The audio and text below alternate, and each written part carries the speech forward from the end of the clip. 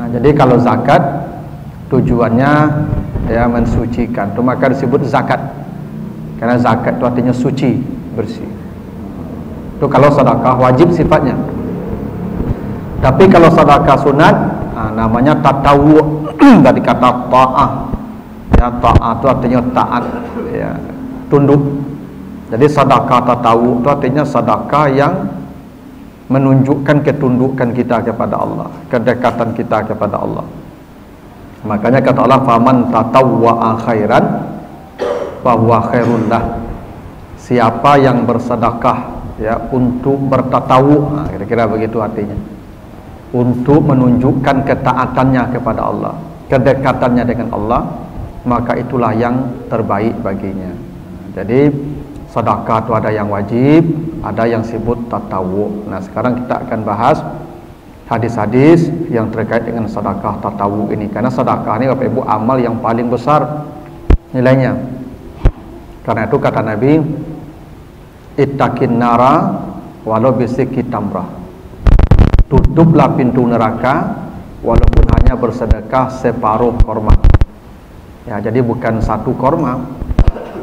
Orang yang bersedekah separuh korma itu itu menutup pintu neraka. Separuh korma saja.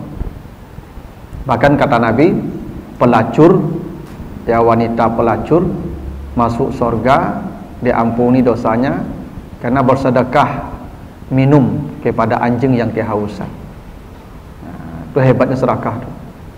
Bahkan ketika manusia akan mati, ketika nyawanya ditarik, dia akan menghadapi sakratul maut, manusia minta tunggu, ya, manusia minta agar jangan dimatikan dulu.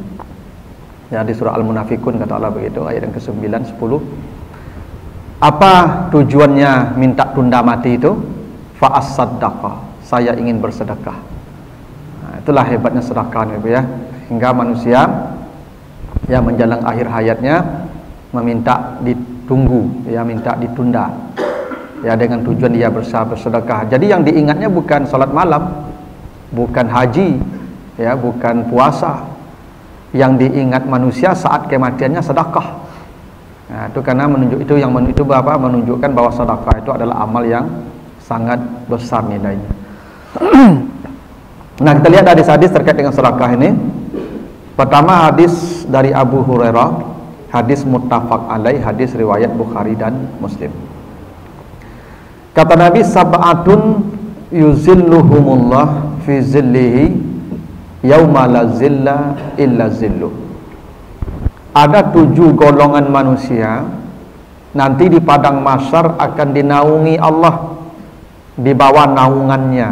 Di hari tidak ada tempat bernaung kecuali satu-satunya naungan Allah. Jadi Bapak Ibu, kita ini kan kelak akan berkumpul di satu tempat namanya mahsyar.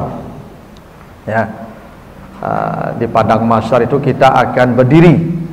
Ya, kata Allah di surat Az-Zumar, ya, di surat Az-Zumar ayat 68, ya, summa nufikha fihi ukhra fa izahum qiyamun yadzurun. Ketika ditiup sangkakala yang kedua, maka semua manusia akan berdiri.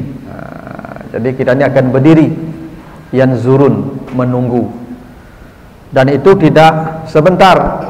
Kata Nabi, yauma yaqumun nasu li rabbil alamin bimiqdari nisfi yawma wa khamsuna alfasana. Di saat itu manusia akan berdiri selama 50.000 tahun. Dan matahari, kata Nabi, tudana syamsu ilal abdi kadramil. Saat manusia berdiri 50.000 tahun itu, matahari didekatkan kepada kepala manusia itu seukuran tongkat celak mata. Di tongkat celak mata, ya, kuranglah sejengkal tuh. Seginilah. Nah, itulah jarak matahari dengan kepala setiap manusia. Makanya ada yang berenang dengan keringatnya sampai ke lutut, ada yang berenang dengan keringatnya sampai ke paha, ada yang sampai ke pinggang, ada yang sampai ke dada, bahkan yang tenggelam dengan keringatnya masing-masing. Nah, itulah keadaan kita nanti di padang mahsyar itu, sehingga manusia di padang mahsyar itu ya meminta, ya, walaupun ke neraka pindah. Ya, Rabbi arihni walau ilan nar, begitu kata manusia itu.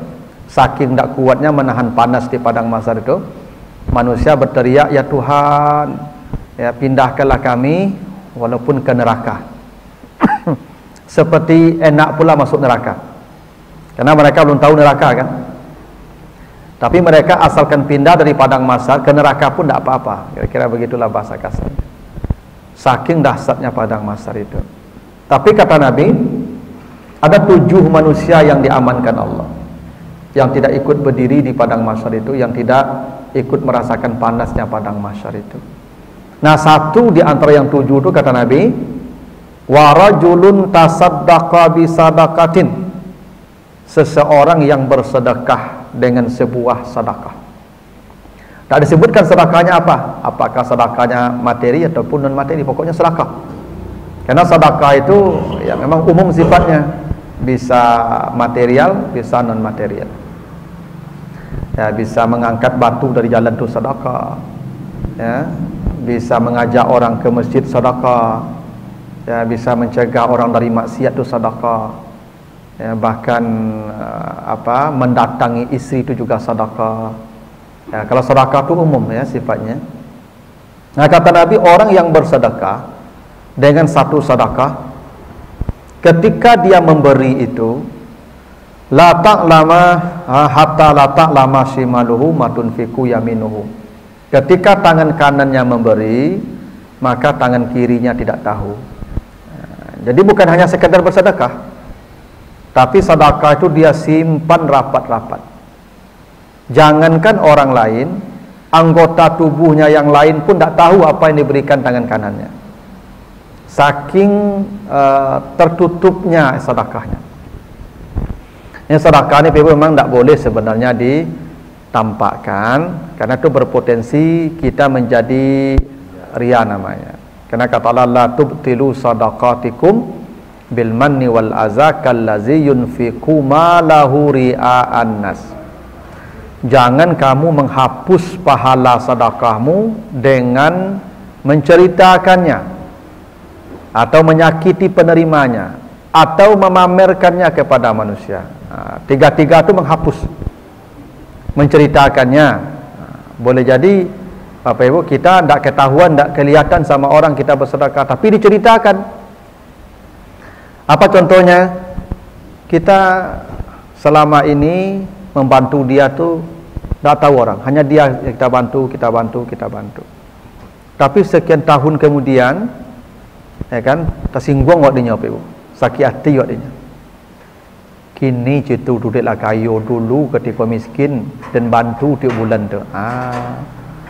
Itu namanya manna tu. Menceritakannya ke orang. Maka seketika hapus tu Pak.